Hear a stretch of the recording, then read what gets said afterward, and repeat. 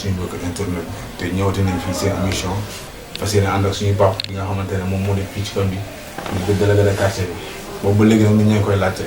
fan la nekk inondation bi ñëw na gisuñu mu wax affaire bu corona bi ñëw na aussi gisuñu mu wax ba tey yoon dem génnee ko pour waxtaan ak moom fi jamono toll parce que dafa war a wax parce que kilifa la aussi tamit kilifa moo fi teg kon bu coow lu mel ni amee il fallait que ñu waxtaan ak moom nan la gisee situation réew mi moo tax tey ñu seet si woon ko pour waxtaan ak moom Papa ñoo ngi lay nuyu. ñoo ngi leen fay. ginnaaw bu ñu ñëwee seet si la fii ci sa gox ñu bëggoon a xam kan mooy Pape Diouf. jërëjëf ma commencé d'abord nuyu ñëpp yéen ñi fi nekk nuyu aussi seen auditeurs yëpp Pape Diouf moom pour répondre à sa question ñu ngi tudd Mamadou Abdoulaye Diouf di délégué de quartier bu unité 13 Parcelles Assainies Malika Kër Massar bon man je suis un professeur à la retraite professeur de français bien sûr xam nga jàngalekat moom du jeexal mukk xanaa mu naax c'est pourquoi je continue toujours quand même à exercer maa ngi continuer di jàngale ci école yu mag yi comme fu mel ni Subdeco fu mel ni IFA fu mel ni ENEA professeur français la looloo tax ma nekk en même temps professeur technique de communication technique d'expression de développement personnel et cetera yooyu yëpp moo koy jàng lu may dugg ci biir sama cursus fan laa jaar ba egg fii te nga jël ko. dëgg la dëgg la. waaw loolu daal moom laa mën naa leen ko wax bu ngeen bëggee nag ma doole ci yéen a posé question rek. waaw dinañ ñëw ci yenn question yi ñu bëggoon a xam ban année nga ñëw fii ci unité 13 Kër Massar. unité 13 Kër Massar maa ngi fi ñëw en 1998. 98. waaw jënd naa sama terrain quand même en 1994 tabax ko ñëw dëkk si fi en 1998 fii moom la. bi nga fi ñëw dafa am ku la fi indiwoon wala yow yaa xalaatoon ne tey unité bii di unité 13 nekk biir Kër Massar nan nga def ba xam unité bi bu tuxu si ak fan nga jógee ñëw fii. waaw xam nga man nag je suis originaire de Kaolack bon yàlla def na samay soxna kenn rek moo ci dëkk Kaolack mooy suma ñaareel yeneen ñaar yi ñoom ay Dakaroise la yàgg naa servir nag Dakar parce que Dakar mooy fii servir naa li sama liggéey foo xam ne sax man maa nekkoon le conseiller pédagogique des professeurs de français yàgg fii mais boobu yëpp rek dama doon loué dëkk naa Parcelles Assainies Cambérène dëkk naa cité millionnaire bon dëkk naa aussi bon Fadia ni ñu ko mën a waxee noonu mais nag xam nga nit ku nekk da ngay sabab di ñaan yàlla na sa am sa kër bopp looloo tax en 1994 comme ni ma ko waxee léegi man ak sama première épouse ma ne ko nañ dem ñu ànd nga jàppale ma tànn fu may jënd njëkkoon nañu ma sax promettre Belvédère banque de l'habitat mais après bi ma ñëwee fii nag ñu war ma terrain yi moi j'ai préféré man naa préféré jënd fii terrain bi jënd ko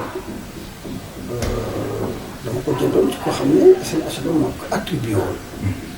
ma jënd ko nag léegi dem daal di koy soldé à la SNHLM tabax ko muy sama kër muy sama premier kër. muy sa premier kër. yàlla def na sax xam naa yeneen waaye nag fii moom mooy sama premier kër fii mooy sama kër principal. dëgg la ñu ñaan yàlla kattanal dafa nga yàgg fi loolu. bi nga fi ñëw année boobu kan moo nekkoon chef de quartier bi. bi fi ñëw ki nekkoon délégué de quartier bi ñu ngi ko doon wax Vieux Mbengue. waaw bu ma juumul mooy premier délégué de quartier bu unité 13. kon bi ma fi ñëwee en 1998 moom laa fi waaw après nag c'est après ndax après dafa xawoon a mag ba xaw sax da ngay xam ne daal mag bi jàpp na ko ci xel mi waxuma nag ne dafa defoon wala dara waaye daal après dañu waxtaan ak moom ñu def assemblée générale ñu nekk loolu en 2012 assemblée générale alors ñu fal dinañ ñëw à 96%. dinañ ñëw ci fal des 100 délégués. dinañ ñëw ci fal bi des 100 représentants de l'assemblée générale. dinañ ñëw ci fal bi. waaw bu ñu fi ñëwee fekk fi muy VBL ñu ngi koy ñaanal yàlla suñu borom. amiin kattan na ko bu baax. bu ñu fi ñëwee fekk ko fi mu dalal la. nga nekk fi ci biir koñ bi boobu mënoon nañ xam jamono yooyu koñ bi ni mu meloon ba nga xamante ne tey yaa ngi doon am mbégte ne jëm nga fi ci unité 13 terrain. te aussi tamit nekk na loo xamante ne doon na lu la neex yan façon nga fi gisoon. man nag wax dëgg yàlla unité 13 njëkk na ma neex ndax d'abord nombre 13 dafa am lu mu tekk ci biir alxuraan te man comme ni ma ko waxee léegi alxuraan moo jiitu lépp ci man. sama papa de ko sama papa tudde ma Seydina Muhammad sallallahu alayhi wa sallam maa ngi tudd Mamadou Abdoulaye Diouf neex na ma aussi ci li ma gisoon muy dëkk fi loolu moo taxoon man mu tëkkee avant ma nekk jëlee kàttan ma kontaanoon ci li ma fi nekk gis naa ne nit ñi ànd nañu man mii rek sax bi ma yegsee ba toxu si ca ngoon sa rek ay nit ñëw nañu dama dalal jàmm parce que man njëkkuma fi waaw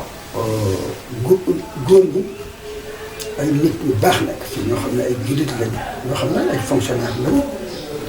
des agents de l'État comme moi ñu baax ak tamit ñeneen ñoo xam ne sax duñu agent de l'État ñu ngi def ay métier comme métier libéral wala kii en tout cas daal ay góor. ay nit ñu baax ay nit ñu baax ñu fi nekkoon ci seen kii taxawaay neex na fekk naa par exemple ñu commencé juma donte soriwul woon di ko tabax. jumaa ji si ginnaaw. jumaa ji si gannaaw fekk naa fii ñu am groupe boo xam ne mooy gérer ay agent de gardiennage n'est-ce pas loolu tamit fekk naa ko fii n'est-ce pas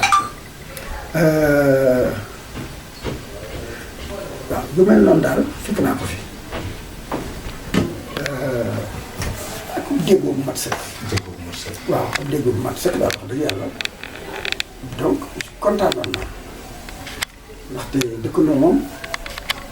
dañuy wax rek sax ne bu fekkee ne yow dëkkoo ki jiituwoo fenn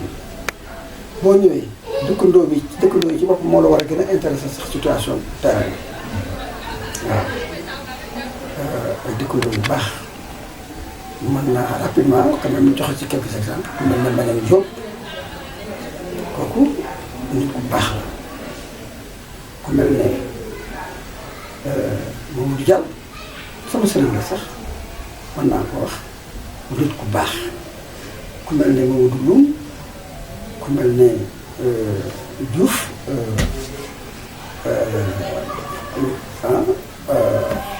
ku mel ne Mounirou Touré ku mel ne Baba Fall ku mel ne Ndom Cheikh Sène Mamadou Ndoye sans compter sama papa yi ku mel ne Vieux Sam Vieux Thiam nga xam ne samay papa la ñoon ci laa leen fekk ñoo sax ñoo commencé woon jumaa ji xam nga ku lim jóg ak ku mel ne ki nga xam ne mooy suñu imam nga xam ne ku ñëw ñëpp fii lañ ko fekkoon suñu imam bi muy Guèye Dramé ñu ngi koy nuyu bu baax. waaw ñoo xam ne dafa wax dëgg yàlla boo ñëwee rek sax ba fekk leen fii yow doo soo bëgg a demati ndax ay nit ñu baax la.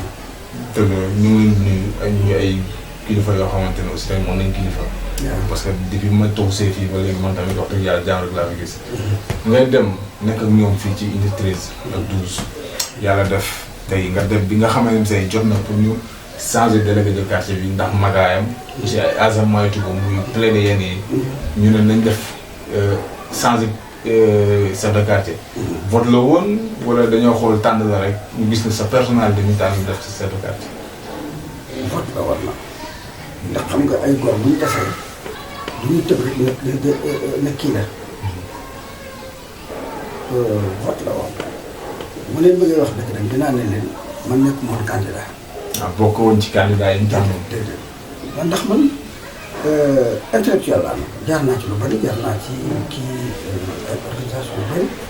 waaye jamono yooyu fekk na nag yu bëree bëri dama ne daal pour affaire yu mbooloo naa ko moytu ndax dafa bari coono kon man yaakaaruma woon ne sax dinaa nekk délégué de quartier. mën nga ñoo wax ñan ñoo nekkoon ñi nga xamante ne ñoo bëggoon a jël quartier bi nga mën ñu seet bu fekkee sa xel ngi ci ñoom ba léegi. damay bañ xam nga dafa am pour ñu day mel ni dama leen di wili bande damaa xaw a bañ a wax loolu rek comme ñoom dañoo perte. mën na nekk du nekk ci ñoom fàttaliku bu leen di neex du dëgg mën naa la wax daal bi nga xamee ne nee nañu ñan ñooy nekk candidat amoon na ñeent ñoo xam ne parce que ñu ko doon def ci école élémentaire bi ñeent ñoo xam ne bindoon nañ seen tur ñu ne ñoom dañuy nekk candidat man bokk moom kenn un gendarme à la retraite kooku mën naa tudd turam mooy gendarme bi dëkk taxawal kër jàll te dem retraite Koné. gendarme Koné moom xam nga gendarme forcément dañu nekk homme de loi. yàgg na maa xam yàgg na maa jege gis samay affaire xam naa sama kii ba ne fekk mu ma doon wax Diouf nekkal candidat man ko ne baax na moom ak ku ñuy wax jaawaar. waaw nekkal candidat man leen ma bàyyi leen noonu. Koné jël responsabilité am ne bindal Diouf moomu def laay Diouf dès loolu ko mu wax ko ñu bind ko mënatuma woon bañ ndax ki ma yar di sama papa dafa ne ma woon bu gor ne yow bu la tànnee ci mbooloo ne la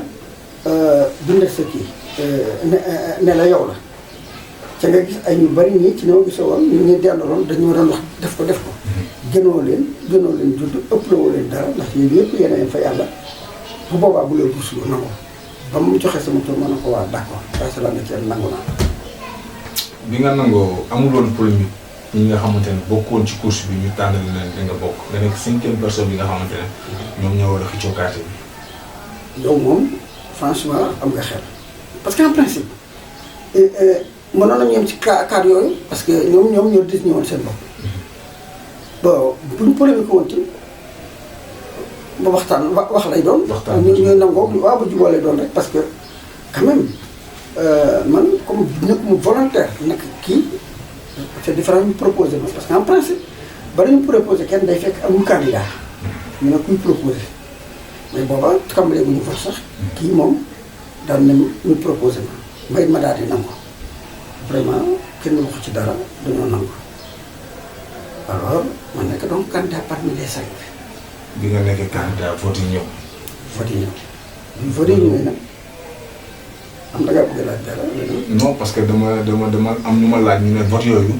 bëri woon na polémique. déedéet. parce que bi nga xamante ne tey dem ngeen pour voter. am na ñoo xamante ne comme ni nga ko expliqué bëggoo tudd seen tur ñooñu bëgguma di tudd seen tur sa kanam comme ni nga ko waxee comme respect. neewoon nañ vote yi jaarul yoon. la ko waxal pour dëkk déedéet parce que koo xam ne amul benn kii am mauvaise foi ndax ñi ko fekkee woon ñu ngi fii on était à peu près 100 bi ñu voté bi ma ñëwee les 2 xam naa 50 personnes 2 yi dañoo daal di retiré wu déjà il reste 3 candidats. nga waral seen retiration. dana la bàyyi nga ñoom rek ñoo ko xam. waxuñu ko foofu. 3 moo des 3 yooyu alors ca jeunes yi dañoo fekk loolu li may wax 3 yooyu man la woon ak yeneen ñaar mën naa wax sax vraiment yeneen ñaar yi comme da nga bëgg nag président. man maa desoon ak Souley Fall bi nga xam ne tey mooy sama moom moo nekk sama kii sama adjoint ak keneen ku ñuy wax góor gi kii waaye waaw gannaaw boobu alors sama xel dinañu def ci biir waxtaan bi. waaw nañu def ci biir waxtaan incha allah waaw alors bi ñuy demee kooku n'est-ce pas moom bi ñu parce que c'est à main levée ñëpp gis bi ñu commencé turam xam nga mu ci inscrit bi ñu commencé turam il n'avait que ça à voir heureusement yàlla sax xam ne sax ma fàttali turam il n'avait que ça à voir tey la bëggatuma sax fàttali ko turam. benn voix la amoon mooy bosam il a voté pour lui benn dem na alors ñu wax keneen ki muy Souley Fall. mu dëkk fii ci gannaaw. mu dëkk ci gannaaw il avait 4 voix dont la sienne pour lui-même. alors bi ñu jëlee sama tur tout le reste de l'Assemblée près de 95 tout à l'heure j'ai dit 96 parce que man loolu nag sama bopp tout le reste a voté pour moi fii la woon ci école bi tout le reste a voté pour moi. parce que may wax xam ngeen kilifa yi fi nekk nee naa léegi Mañaan Diop wax naa léegi Géej Dramé wax naa léegi Mamadou Diab wax naa Mamadou Loum ak ñeneen ñu ko fekk woon mën nañoo témoigner. j'ai été donc ni ñu koy waxee ci tubaab un bien élu boo xam ne bu doon nekk candidat sax ay noonu ñu ko defal force bi nga dóor yu métti yooyu sa adversaire yooyu nga nekkoon di jongante ak ñoom. après yow bettuloo woon. boo xamante ne bëggul woon nekk candidat ñu forcé ko pour mu nekk candidat mu ñëw battre bu toll noonu. waaw en toute honnêteté bugguma nit ku nekk nit ku nitee rek doo bëgg di daw parce que daw du wàllu jullit ndax lu waaye am yàlla ko xamee waaye nag en tant que être humain rek ma day seet mérité woon naa ko ci sama gis-gis ndaxte bi ma fi ñëwee lépp lu ñuy def ci quartier bi dama cee bokk dugal naa ci sama wax naa leen léegi ne ñoo tabax jumaa ji bi ma ñëwee egsi weer wu dee bokk naa ci les 4-5 personnes yi nga xam ne ñooy dox ak suñu tànk di wër kër gu nekk di laaj cotisation 1000 francs ku am lu ko ëpp joxe ku am lu koy yéesti joxe noonu la demee moom ñu da ko laaj ca dama ci lu bokk gardiennage ñu di ko def am na ñoo xam ne bokkuñu woon dama cee bokk sama cotisation mostataar réunion pour luy baaxal quartier bi fu ñu ko ootee damay dem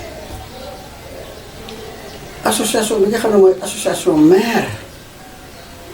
di gérer parce que yëpp ñu di ko wax jàppoo dama cee bokk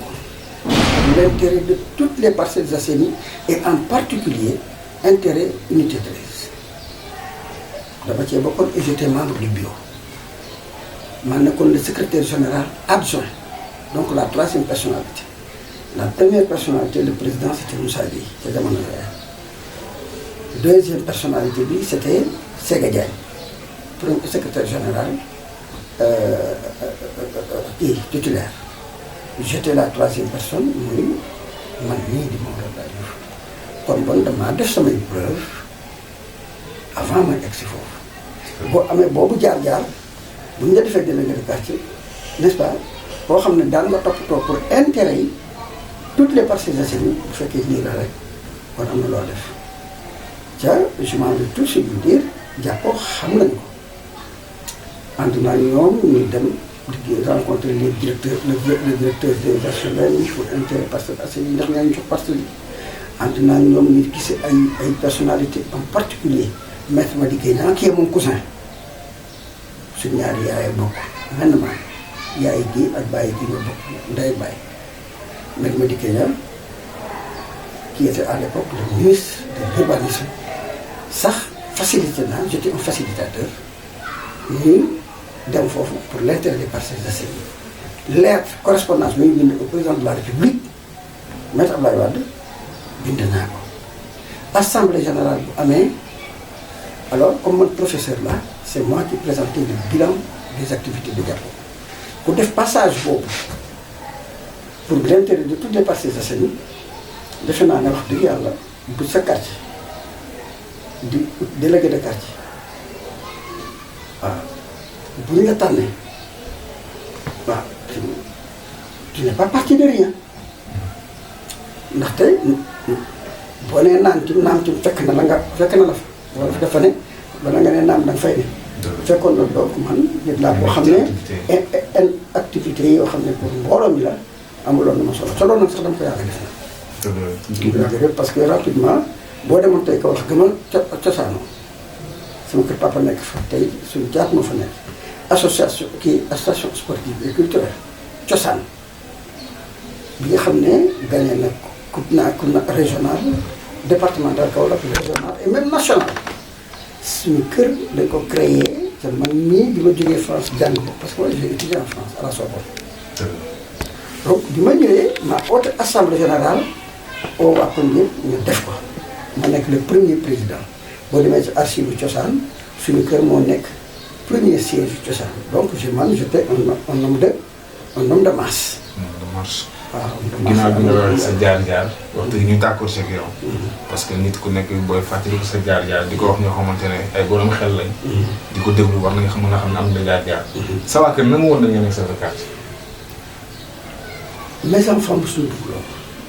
lu tax. dana la ci doon bëgguñu coow parce que dama am ay doom yu mag fi gis nga ñoom sax dëkk tuuti parce que am nañu seen i kër. am naa tey ñaari doom yuy servir dans le supérieur. am nañ seen i kër tabax nañ ko ñu ko fay am naa beneen doom boo xam ne cadre la à pâtisserie macha allah am naa beneen doom bu jigéen mooy ki dugg léegi son mari est un cadre du ministère de la santé ñoo ànd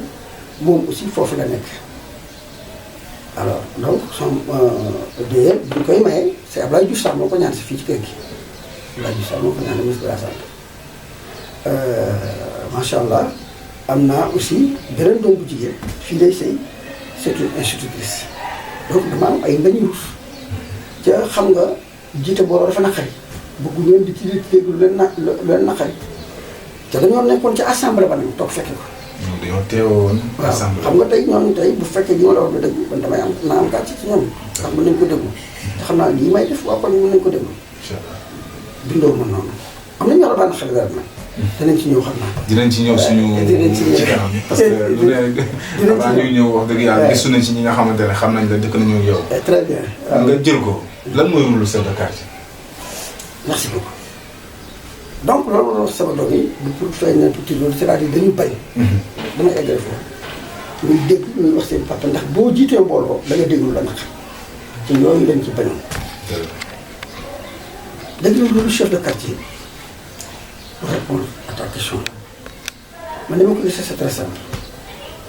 chef de quartier mooy première autorité du quartier dina représenter maire dina représenter l'État fii waaw moom mooy la première personnalité nit ñi nag dañuy xaw ma dañ ko xamul certain am nañu ko xam mais wala boog dañ koy bañ ci mënuñ ci dara. tey jii tey ku fi ñëw di autorité boo fi ñëwee boo ma tëbee wala nga dem unité 12 nga tëb Mbàcc wala nga dem unité 14 nga tëb Diagali Diallo ca nga ne autorité bu mag na man d'accord naa ne damay wax ne yow dafoo li nga war a def parce que da ko war a doole parce que moo leen fi taxawal loolu la mooy délégué de quartier léegi nag en tant que tel moom délégué de quartier bu histoire amee bu ñu ci jaaree yoon bi nga daa jaar rek dès bu ñu demee gendarme da ngeen wax ndax dem ngeen ci délégué de quartier ba pare bu délégué de quartier bu ngeen ñëwee ci moom mool dafa leen war a jubale pare ngeen dem bu fi mel ne gendarme. foo war a nekk ki nga xamante ne moom mooy defal xol yi. waaw waxtaan ak yéen balaa plainte di jub. waaw li ñuy wax dëkkandoo jàmm ci gën moom mooy ki nga xam ne moo leen koy war a wan ne bu leen jéggi fii parce que gendarmerie bu ngeen demee moom gendarmerie du àtte day daal di transmettre rek mu dem ci yoon mu dem tribunal moo leen di àtte te foofa day gën a jafe. mooy loolu dinaa la ci wax nag li may wax ko ñu alhamdulilah rabbil alamin ba ma commencé def loolu ba léegi ci sama fàttaliku fii ku fi ñëw bu ñu waxee pare mosuma fi àtte ay nit ba pare ñu mer génn xeeb li ma wax dem gendarmerie am na nag ñoo xam ne dañuy sotte délégué de quartier dem directement foofu loolu moo tax mooy du ma ne la fii amu fi ñu jotee dem gendarmerie waaye bu ñu ko defee tamit bu ñu ñëwee ba pare boobaa dama koy wax fii nga waroon njëkkee bala ngay dem foofu waaye comme dem nga foofu ba pare kooku man mënatuma ci dara da nga may rek jox convocation bi ma fexe ba fi ko jox mu ngeen dem gendarmerie. waaw yàlla nag ñu ma ciy sutural bu baax. yàlla na sutura ci gaar bi parce que loolu la délégué de quartier di jëriñ. dinañ ñëw si yeneen question yi nga xamante ne mooy suñu deuxième partie parce que dañuy bëgg a dem si rendez publicité ñëwaat. d'accord.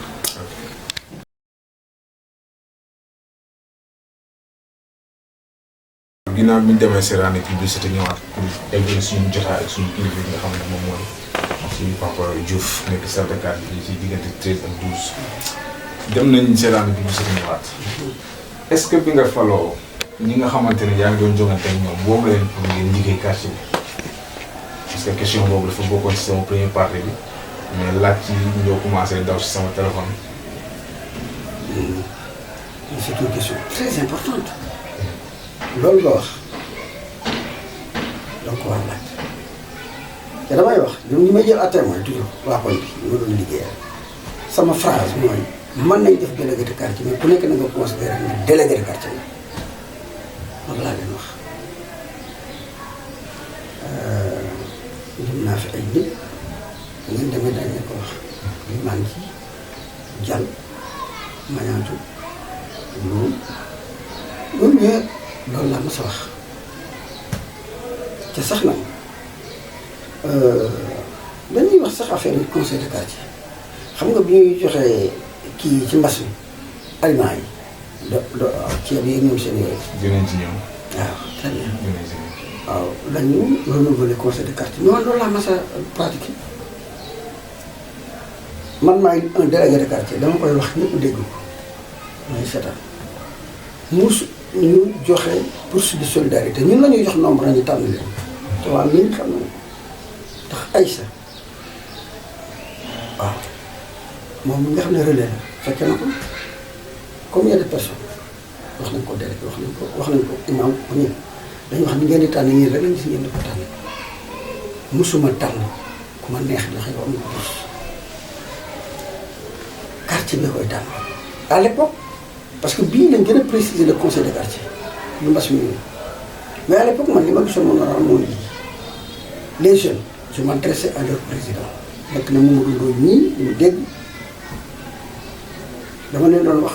seet staff par exemple ñu am 10 bourses mën na ko ngeen tànn les 10 personnes les plus nécessiteuses ñi nga xam ne ñoo ko gën a yelloo ci kon bi ngeen indi liste boobu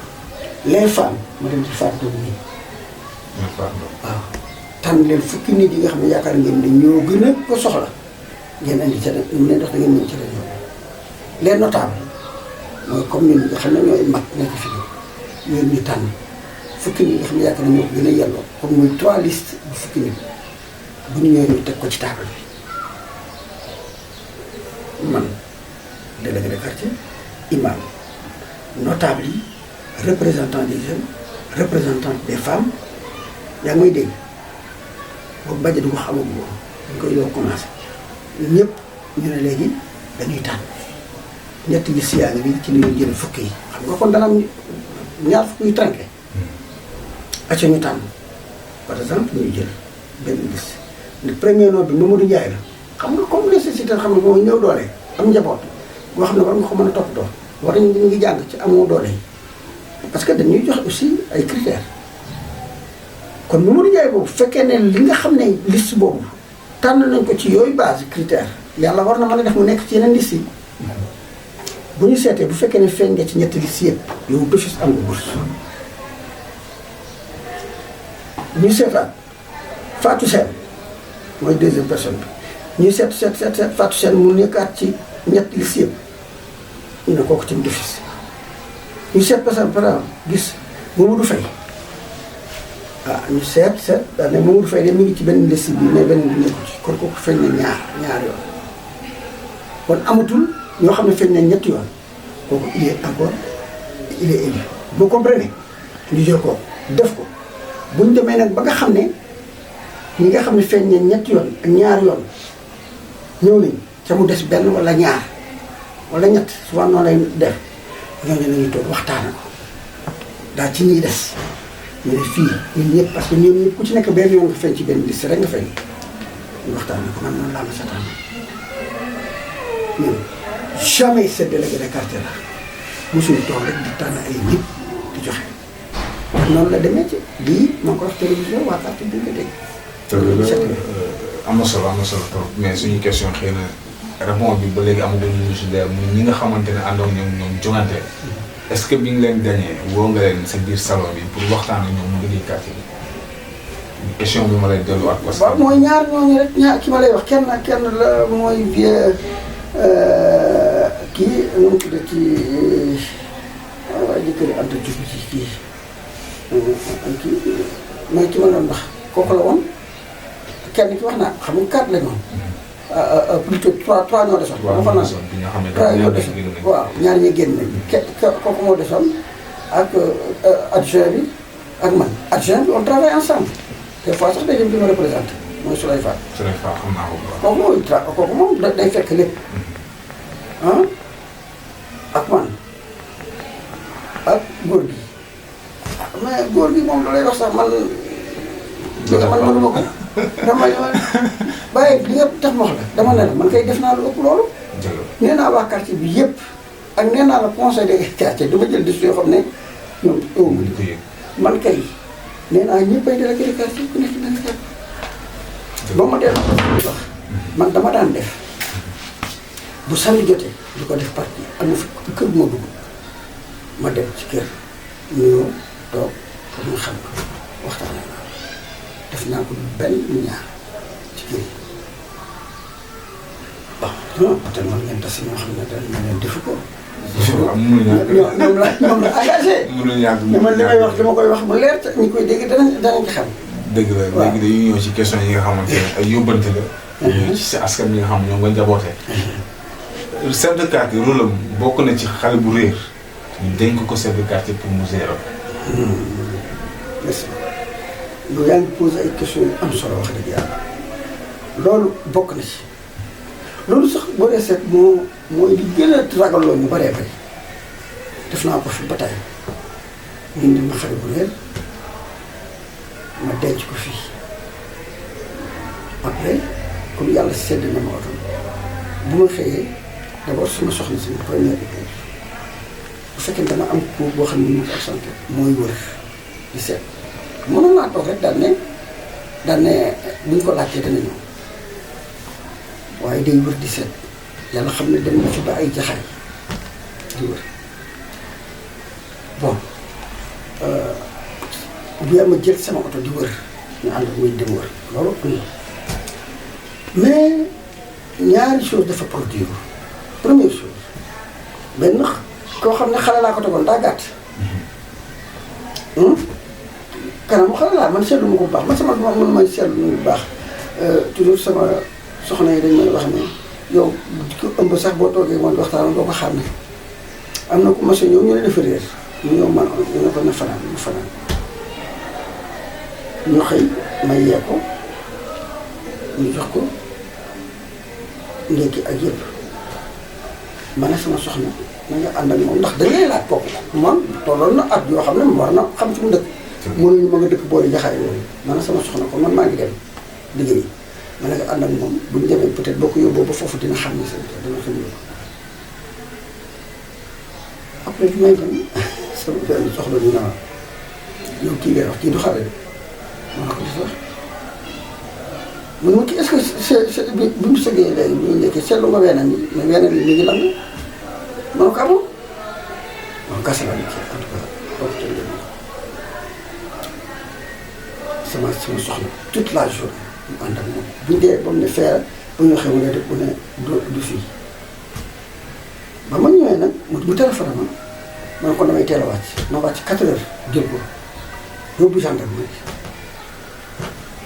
ba ma nee dem gendarmerie non non man du ma dem gendarmerie man du ma dem man naa xam seen suñu kër maa ko déedéet dem gendarmerie ma déclaré la foofu gis nga bi ma jub see gendarmerie les gendarmes riés aux éclats di xaxataan ma ñëw rek si ma ne qu'est-ce qui se passe ñu ne ma yow xanaa délégué quartier ñu ne ma loo fi indi kii nga fi indi ñu ma jëlu xale de ci mbar la am na ñaari doom man leen avant ñu ne ma kii ñu xam ko man leen man xale bu réer laa ko teg ñu ne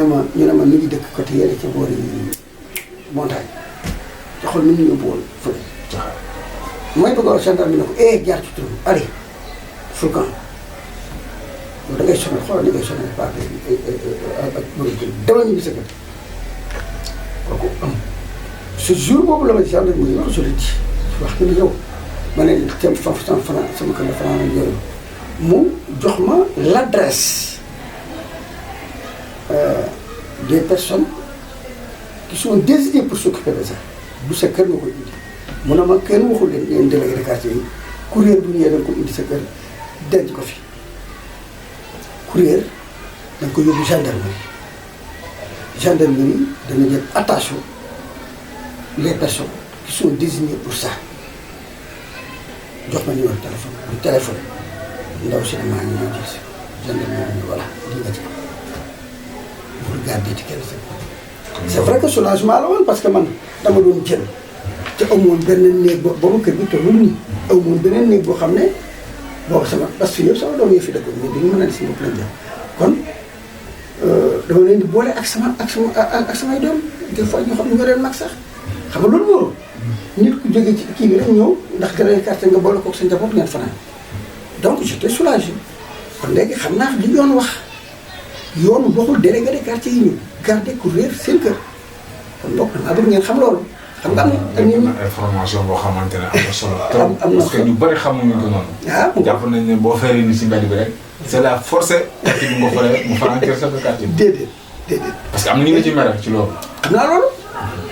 mais commencé wu ma noonu waa quartier bi xam nañ ko commencé wu ma noonu. parce que damaa am jaar fii expérience mooy jàngal nit. man nii ñëw naa sama kër. wàcc. fekk fa xale. ñu ne ma dafa réer. man leen est-ce que mën nañ ko yóbbu kër sa quartier ñu ne yóbbu nañ ko fa.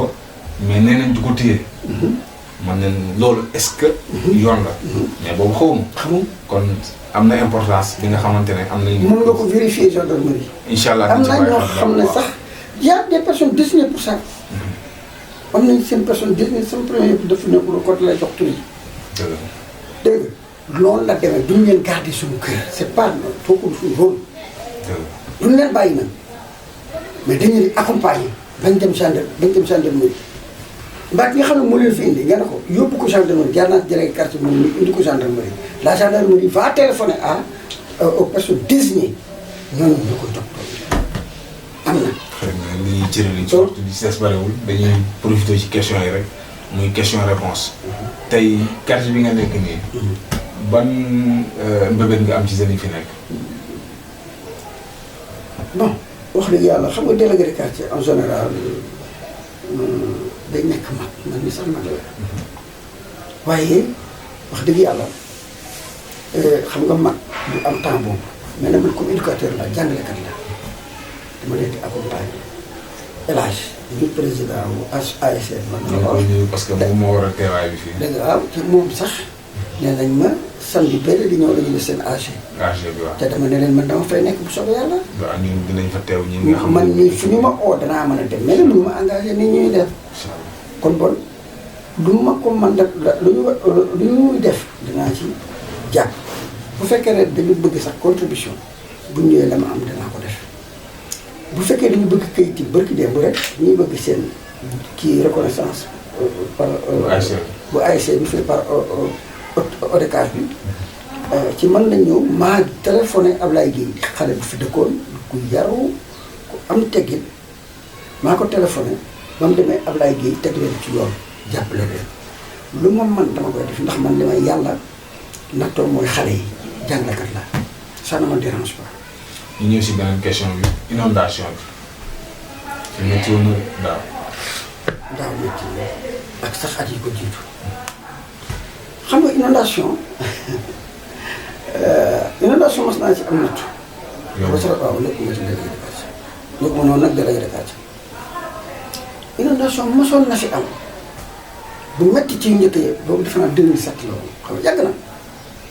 am na ay kër yu am ndox nit ñi affolé seen réflexe moo doon ñu ngi defoon réunion bi kër Daawud Ndoye fii ci wetu jumaa ji ñu ne léegi dañuy ut ay tuyaux pour ut kii muy manque ndox mi ñu ñëw gas terrain bii def ci li ko fi sotti xam nga bu ngeen xalaat li ngeen xam ne loolu c'est pas une solution ci ndox yi taataa yi ndox yi ci quartier bi yëpp ñu ne dañuy gas terrain bi pour que ko fi sotti c'est pas une solution man nag d'accord naa ci alors bu ñu ko defee ne dañ koy defee noonu xale yii tey en tête élage li may dégg moo leen fi indi keroog moo ñëw ex dégg loolu ñëw na ma il paraît que da ngeen am projet boobu ñu mën ko ndox yi ut ay oto yu mën ko ndox ñu sotti ko suñu terrain bi fii pour nderaan di ñëw gas fii ñu di ko sotti xam nga loolu sax d'abord état koy def loolu ñu ko def waaw mu ne ma kooku duñ ko nangu tey duñ ko nangu ëllëg te bu ngeen ko defee dana am histoire élage bi loolu la ma wax pas Diouf mu ne ma et puis bi ñu fi sotti ndox est-ce que xam ngeen avant 1 an da ngeen gis ay beref la tudd ay yooyu barxaw ñoo fi dana fi sax yoo xam ne fi kenn dootu fi mën a dëkkati dina indi ay yoo indi ay bestiaux ay lu nekk loolu duñ ko defati duñ ko defee ma xam ne wax na dëgg ma ne ko yow de xale nga mais yey na ma dafa àndoon na ak gumba ñu dem réunion ma ne leen loolu d'accord ma ci bu leen ko def te booba ñi nga xam ne loolu sax moo ñu féetee ne looloo tax na ñoom am na ci ñoo xam ne bu ngeen jëmee ci côté yooyu ba léegi ils ne me l'ont pas pardonné. C'est dommage ils ne me l'ont pas pardonné c'est dommage. alors léegi ñu xëy rek daal di jël seen camion daal di ut seen caterpillar mu ñëw rek di gas ma ñëw na ko arrêté la j'étais pas délégué de quartier ma ne ma tax may arrêté ma ne ko non ndox mi lii di ko réglé mais avant loolu bi xale yi waxee loolu ba ma dem wax nañ ko pare ñu ko mën leen man rek du ma délégué quartier de du ma seen chef du ma seen dara yéenay def benn pétition ba léegi ñu ngi ma garde yéenay def pétition ne ñu ko bëggul bu fekkee ne vous êtes majoritaire ngeen bëgguñu loolu ma wan loolu réunion bi ñu leen nit ñi bëgguñu projet bi ngeen am loolu laa yóbbu wax leen ko ñu ne ñun ñu ko tere def alors nag bi ñu xëyee di ko def ma gis ku mel ne Marie Madeleine ñii nga xam ne moom chrétien la wax dëgg yàlla jàmbaar Marie Madeleine Ndaw ak ñeneen ak ñeneen takk seen digg taxaw ni lii du fi am moo tax ma ñëw bi caterpillar bi ñuy bëgg a gas na sax moo tax terrain bi ba léegi bu tawee day bari ndox parce que sukkaatuñ ko bu baax ma ne ko il faut arrêter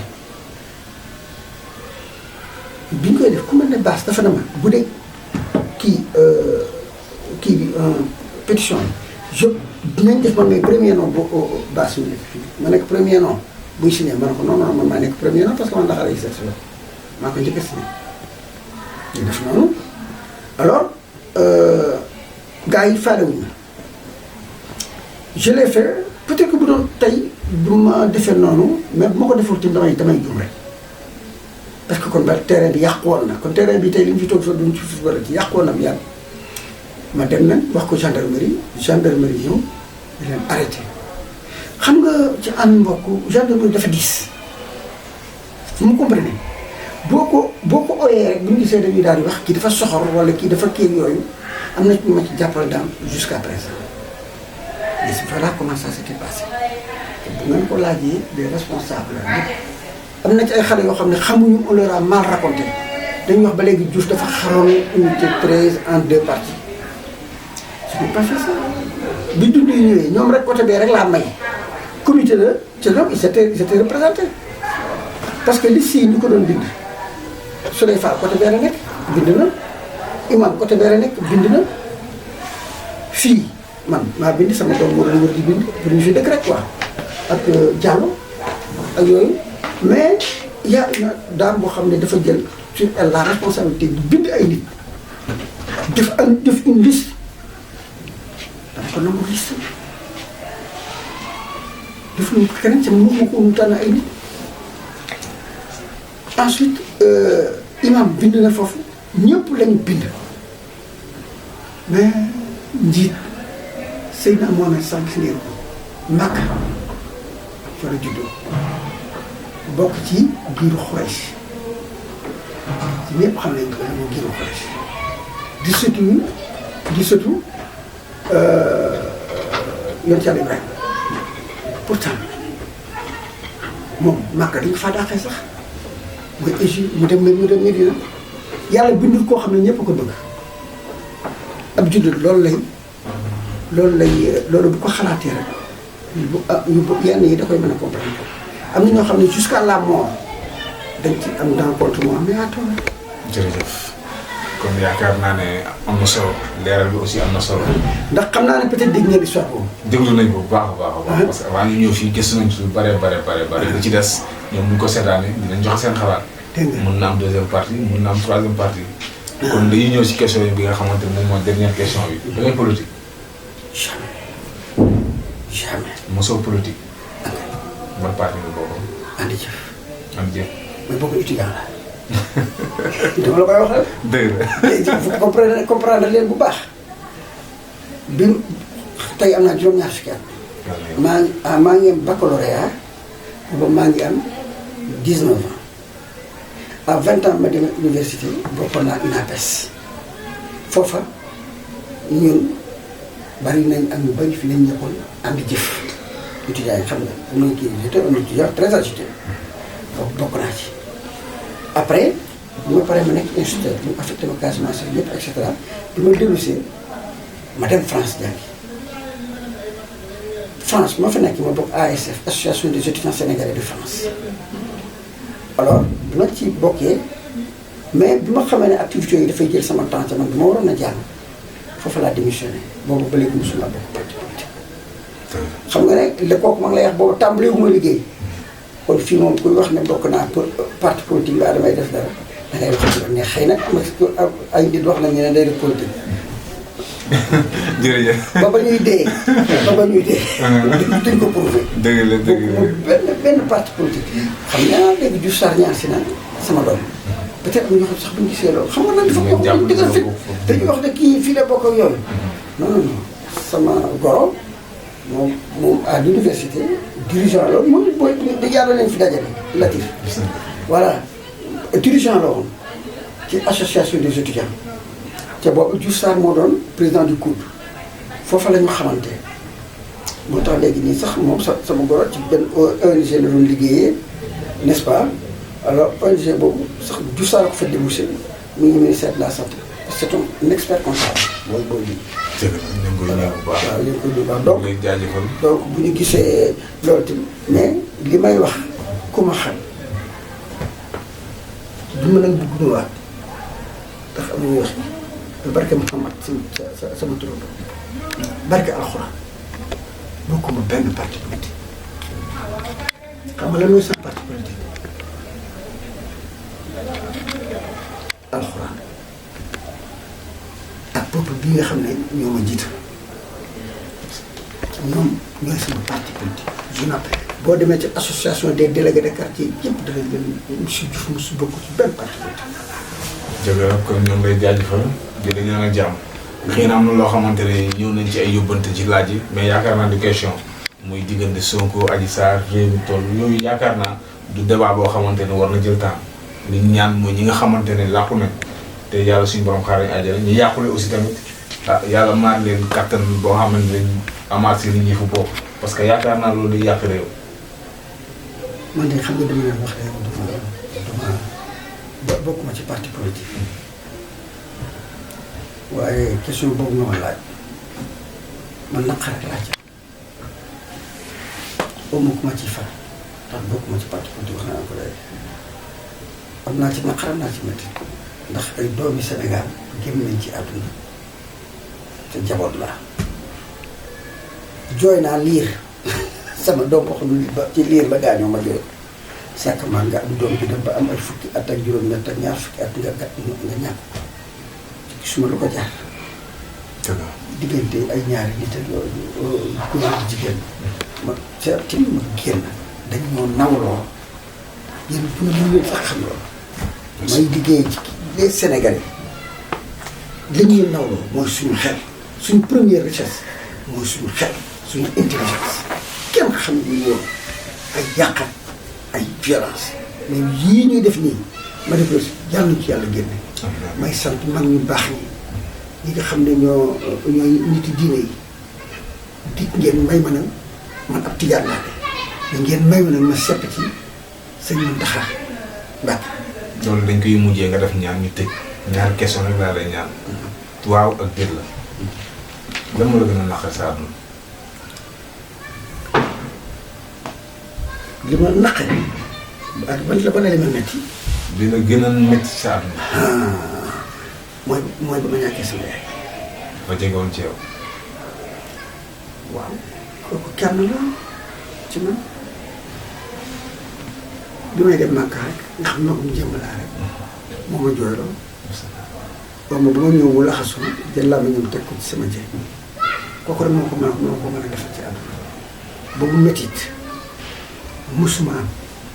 pourtant mag la woon nag wax dëgg yàlla waaye loolu ma gën a métti sama àdduna waaye yal na ko yàlla xare àjjana. loolu dégg ni ngay waxee sax xam ne sonal si yow. waaw yal na ko yàlla xare àjjana. ñu ko fa fekk ñu ko fa fekk ñëw. lu la gën a neex si àdduna. li ma gën a neex ci àdduna li ma gën a neex ci àdduna wax dëgg yàlla mooy nekk Sénégalais nekk Sénégalais moom ma gën a neex man daal defe naa ne cadeau bi ma yàlla gën a jox ci àdduna mooy sama nationalité sénégalaise. santal si sëriñ def ñaar ñu paal boobu. maa ngi sant yàlla walla waroon di ko commencé sax di jégalu julli ci suñu sang bi ñëpp Seydina Muhammad sallallahu alayhi wa sallam di leen sant di ngeen wax dëgg yàlla ndax ak yëg la ni ngeen ñëwee ci man maa ngi wax du ma nag jotu média ndax wax dañ koy mën a interpréter jàngalekat la ndax wax boo ko tamit dégg nit ñi dañ koy dégg waaye rek yéeg di ngeen ñëw ci man di ñaan nag suñu réew nii di réew spécial te dinaa leen wax gis nga lii fi am man maa ngi liggéey foo xam ne am naa sama benn xarit boo xam ne ay yeneen nationalité africaine lañ damaa egg suñuy ree wax da ngeen a foogoon ne exception yéen ak ñëpp a yem yéen a gën a violent ñëpp sax dañoo nawloo woon ci ma bëgg sag boobu yàlla ko yàlla dindi dal na yàlla def jàmm ji nag bu koy def bu ci kenn ëppale waa unité 13 jàmm ji yàlla di def yàlla na ko def ci Sénégal def ko ci Afrique def ko ci àdduna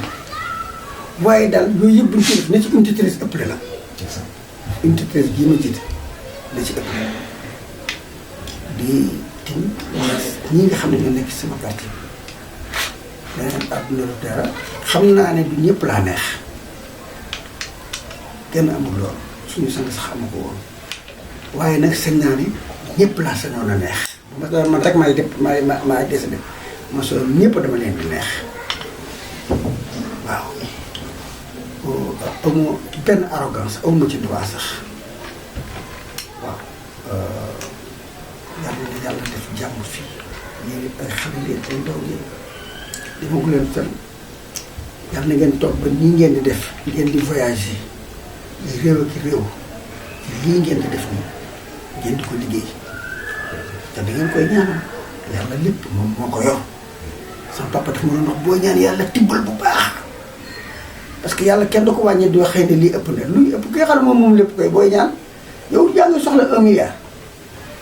man Diouf man ngay peut-être ñëw di ma wax boo yow si maa ngi lay kii yow boo ma ci mayee 50 000 rek doy na ndax da ngay wax ne fa la yem mais boo soxlaa 1 milliard yàlla ñaanal 1 milliard am na 1 milliard moom am na lépp moo tax lépp luy lu baax yal nañ ko yàlla may. may ko suñu koñ bi may ko Parcelles Assainies Keur Massar may ko Sénégal may ko Afrique may ko adduna. ñu ngi lay jaajëfal allahumma salli ala sayyidina Muhammadin wa sallam. waaw ñoo ngi leen di jaajëfal waxtaan bi nga xam ne seqoon nañ ko yaakaar naa boo leen ko déggee xam ne kilifa wax na aussi borom xam-xam wax na dañ koy ñaanal yàlla may ko gudd fan rek ak wër. kon ñu ngi jaajëfal ñi nga xam ñoom lañ àndaloon suñuy caméraman yi nga xamante ne ñoom lañu àndaloon ci émission bi ku ci mel ni Poko sama doom nday yaa fay aussi suñu directeur nga xam ne mooy Talla ak César l'homme des générations.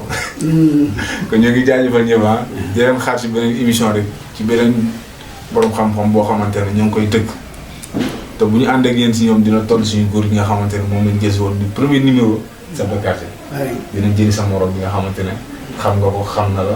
te bu ñu waxtaanee moom di ci gis lu la neex.